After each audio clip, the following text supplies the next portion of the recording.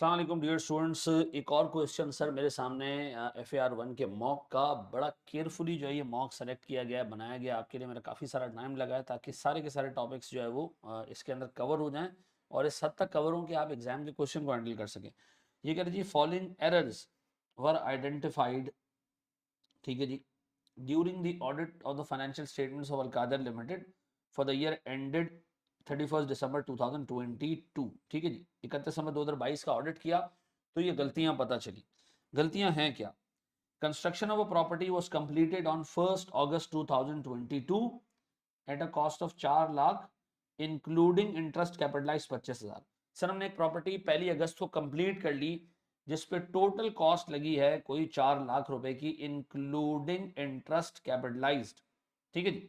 फिर the property was rented out on 1 सितंबर 2022। हमने अगले ही महीने इसको रेंट आउट कर दिया। ठीक है, मैं एज्यूम कर रहा हूं कि हमने इसको प्रोड्यूस किया होगा, बनाया गया होगा इन्वेस्टमेंट प्रॉपर्टी के तौर पर ही। ठीक है जी, ये प्रॉपर्टी बनी ही इन्वेस्टमेंट प्रॉपर्टी के लिए। ठीक है जी।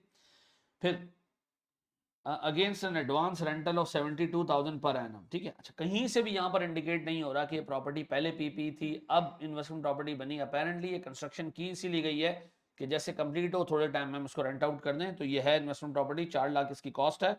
72,000 हमने रेंट ले लिया पूरे साल का। रेंट हमारे पास पूरे साल का आया कितने का जी?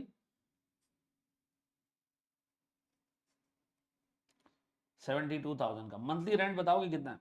अगर इसको मैं डिवाइड कर दूं 12 से तो मेरे पास सर 6,000 रुपए का मंथली रेंट आता है ऐसा। फिर जी, फिर कह रही थी entire amount was taken to income. गलती, गलती जी, गलती गलती गलती। Entire amount was taken to income, गलत। ऑन द सेम डेट, गलत। ठीक है जी।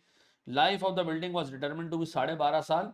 Depreciation is charge on property. Sir क्या डेप्रिसिएशन इन्वेस्टमेंट प्रॉपर्टी पे चार्ज होना चाहिए? हैं? डिपेंड करता है कि वो प्रॉपर्टी जो इन्वेस्टमेंट प्रॉपर्टी है वो कॉस्ट मॉडल पे चल रही है, फेयर वैल्यू मॉडल पे चल रही है। ये कह रही जी company carries investment property at fair value model. ठीक है जी, इसका मतलब ये कि हम फेयर वैल्यू मॉडल पे चलते हैं तो इसका मतलब है जो डेप्रिसिएशन बुक किया ये गलत है। तो दो गलतियां आइडेंटिफाई हुई। एक तो आपने रेंट पूरा का पूरा पीएनएल में डाल दिया, दूसरा आपने क्या किया? दूसरा आपने ये किया कि जो प्रॉपर्टी थी उसको फेयर वैल्यू पे चल रही थी। इन्वेस्टमेंट प्रॉपर्टी जब भी फेयर वैल्यू पे चलती है हम उसको डेप्रिशिएट नहीं करते, आपने उसको डेप्रिशिएट कर दिया।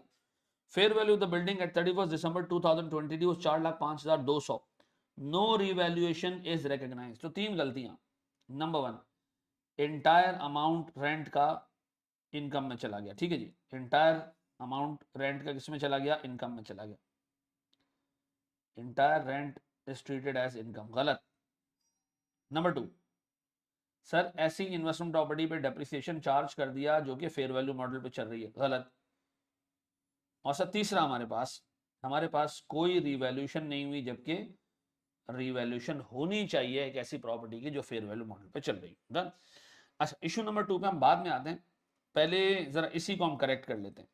सबसे पहले मुझे एक बात बताएं सर, आपने जो रेंट करेक्शन एंट्रीज पास करनी है, पूरी एंट्रीज पास नहीं करनी। ठीक है, नंबर वन, आपने सर जो एंट्री पास की है रेंट रिसीव करने की, आपने उसमें कैश डेबिट किया 72,000 से और आपने उसमें क्या कर दिया जी? रेंटल इनकम क्रिएट कर दिया सीधा सीधा कितने से? 72,000। ये नहीं होना चाहिए था भाई। होना तो ये चाहिए था, होना तो ये चाहिए था कि आप कैश रिसीव करते सर 72, और साल के एंड तक जो आपको रेंटल बुक करना चाहिए ना, सितंबर से, सितंबर अक्टूबर नवंबर दिसंबर, 4 महीने, 4 महीने का आपको 24,000 रुपए का रेंटल इनकम बुक करना चाहिए। और बाकी आपके पास एडवांस रेंट एक लाइबिलिटी आनी चाहिए कितने की? 48,000 की। हाँ सर, 8 महीने 48,000 हो जाते हैं। डन। लेकिन आपने ऐसा नहीं किया, आपने ऐसा कर दिया। अब बताएं सर इसकी करेक्टिंग एंट्री क्या होगी?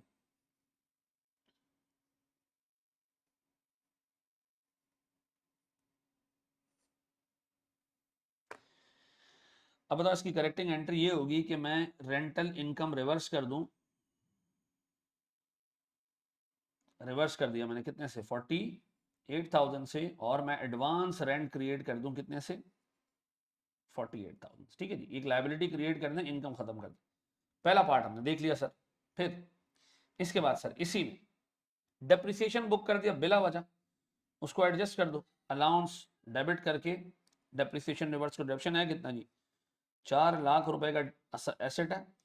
ठीक है जी, 12.5 साल की लाइफ है, तो 4 लाख डिवाइडेड बाय 12.5, ये बनता है जी 32,000 रुपये सालाना।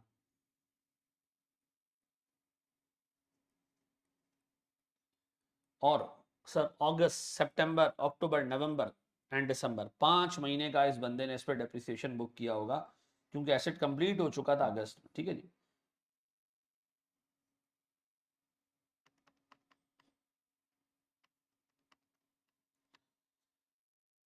इसने सर 13,333 रुपए का डेप्रिसिएशन चार्ज किया। ये नहीं चार्ज होना चाहिए था, रिवर्स हो जाना चाहिए था। तो अलाउंस डेबिट 13,333 और सर डेप्रिसिएशन एक्सपेंस रिवर्स कर दिया मैंने 13,333 का। डन हो गया। इसके बाद सर मेरे पास तीसरी चीज, रिवैल्यू ही नहीं किया सर मैंने प्रॉपर्टी को।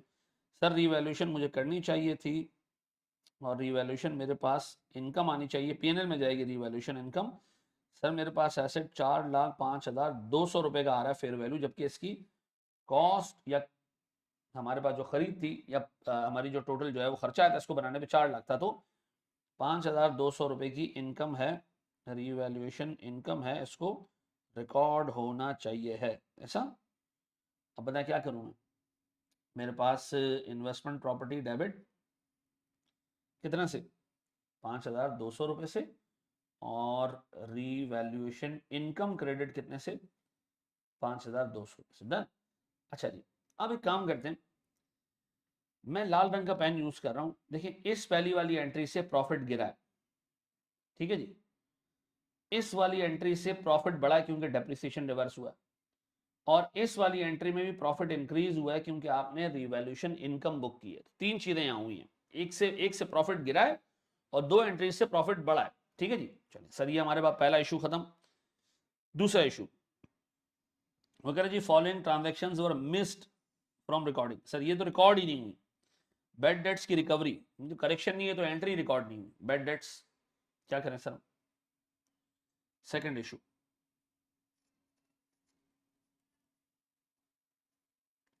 सेकंड इशू है रिकॉर्डिंग ना होने का। बैड डेट्स रिकवर हुए हैं, तो कैश डेबिट कितने से जी, कितने से रिकवर हुए हैं बैड डेट सर, 24 से 16,000 रुपए से। तो बैड डेट जब भी रिकवर होते हैं हम एंट्री पास करते हैं कैश डेबिट और अदर इनकम, यानी रिकवरी फ्रॉम बैड डेट्स या अदर इनकम क्रेडिट कितने से, 16,000 से। ये रिटर्न ऑफ डेट थे जो रिसीव हो गए सब्सिक्वेंटली, और सीधी सी बात है जब ये इनकम बुक हुई है तो इससे हमारा प्रॉफिट इंक्रीज हुआ है। फिर जी sample stock distributed during the period 24,000।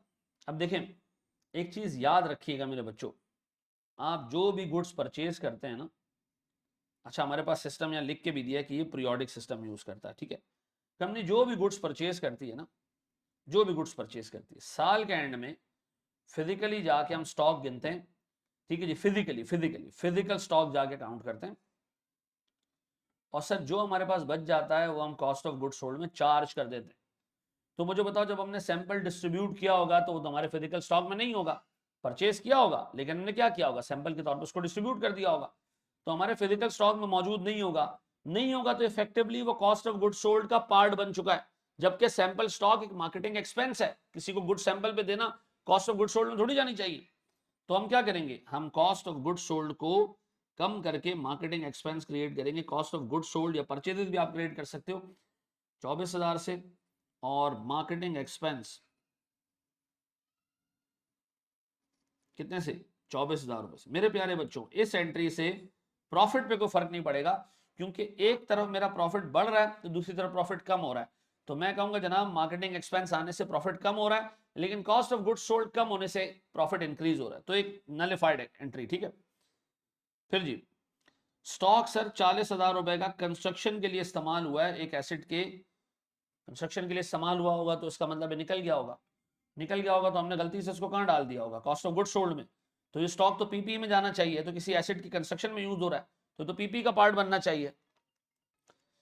तो ये भी हमारे sir cost of goods sold का पार्ट बन गया होगा। अब इसको कॉस्ट ऑफ गुड्स सोल्ड से निकालना है और पीपी में डालना है सर। पीपी डेबिट 40,000 और कॉस्ट ऑफ गुड्स सोल्ड में गलती से चला गया भाई, हम समझे हमने बेच दिया, हमने बेचा थोड़ी है ये। ये तो पीपी को इशू है और एसेट में कोई भी इन्वेंट्री डलेगी तो पीपी का पार्ट बन जाएगी। इस पीपी पे डेप्रिसिएशन भी बुक करना है 15% पर एनम के हिसाब से, और ये साल के स्टार्ट पे हुआ है, बिगिनिंग ऑफ द ईयर हुआ है, ठीक है जी। तो बताएं सर मैं क्या करूं, 15% का डेप्रिसिएशन भी बुक कर दूं उस पर?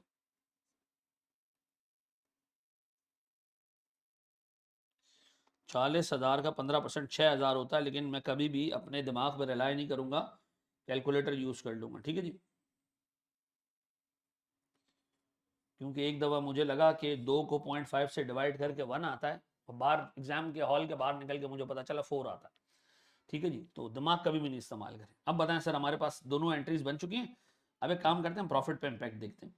देखिए पहली एंट्री में रेंटल इनकम रिवर्स हुआ है, ठीक है, तो प्रॉफिट पे क्या इम्पैक्ट आया होगा, एक छोटी सी हेडिंग डालते हैं क्योंकि सवाल की दूसरी रिक्वायरमेंट है इम्पैक्ट ऑन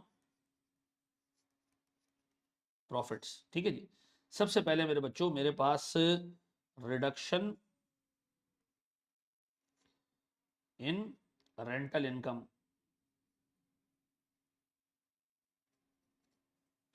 कितने से 48,000, रिडक्शन, प्रॉफिट रिड्यूस हो गया। फिर हमने डेप्रिसिएशन बुक की थी, गलती से इन्वेस्टमेंट प्रॉपर्टी पर रिवर्स की, तो डेप्रिसिएशन कम होने से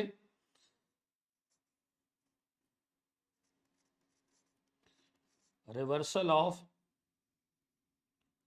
डेप्रिसिएशन कितना जी, 13,333। फिर जी सर मेरे पास रिवर्सल के बाद रिवैल्यूएशन इनकम मैंने बुक किए सर ऊपर, उससे भी मेरा प्रॉफिट बड़ा होगा 5,200 रुपए से। फिर इस उसमें सर मेरे पास अदर इनकम आई है 16,000 की, वो मैं रिकॉर्ड कर रहा हूं।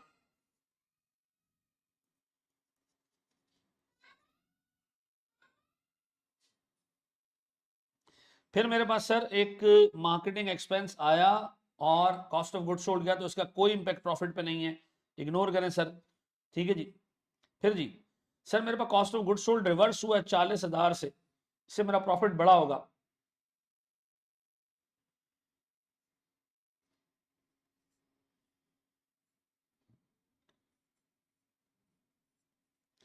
फिर सर मेरे पास 6,000 रुपए का डेप्रिसिएशन एक्सपेंस भी बुक हुआ है।